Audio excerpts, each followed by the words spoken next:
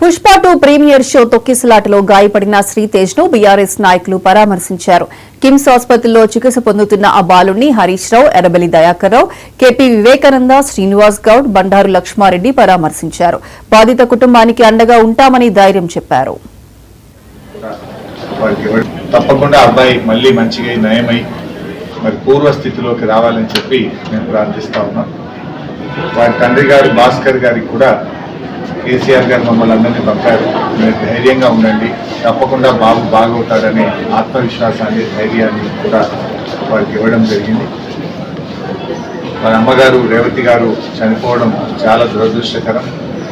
మరి జరిగిన సంఘటన చాలా బాధ కలిగించింది. ఆ తల్లిగారు చనిపోతూ కూడా కుమారుణ్ణి ఎంత గట్టిగా పట్టుకున్నది అనేది మనందరం కూడా టీవీల్లో, పత్రికల్లో చూసాం, వీడియోలు కూడా చూసాం. అంటే తల్లి కొడుకుల అనుబంధం ఎంత గట్టిగా ఉందో, తను ప్రాణాన్ని విడుస్తూ కూడా కుమారుణ్ణి ఎంత బలంగా పట్టుకుందో కూడా మనం చూసాం. సో ఏది ఏమైనా ఈ సంఘటన చాలా దురదృష్టకరం.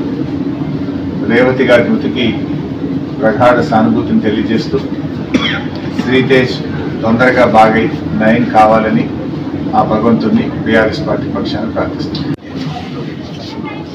ఎలా ఉందని వారు తొందరగా రికవరీ కావాలని చెప్పి కేసీఆర్ గారి ఆదేశాల మేరకు ఈరోజు వారి కుటుంబ సభ్యుల్ని పరామర్శించడం జరిగింది.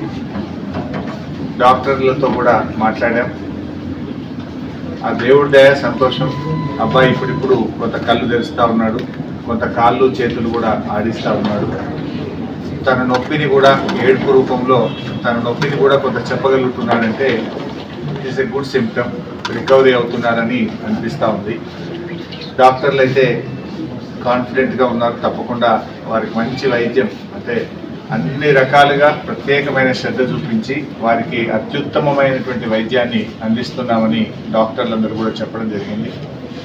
మరి కిమ్స్ చైర్మన్ గారు భాస్కర్ రావు గారు కూడా ప్రత్యేకమైన దృష్టి పెట్టి ఆ అబ్బాయిని మళ్ళీ పూర్తి స్థాయిలో నయం చేసి బయటకు వచ్చే విధంగా ప్రత్యేకమైన శ్రద్ధ పెడుతున్నామని చెప్పి డాక్టర్ భాస్కర్ రావు గారు, అదేవిధంగా అబ్బాయికి వైద్యం అందిస్తున్నటువంటి నిపుణులైన డాక్టర్లందరూ కూడా చెప్పడం జరిగింది.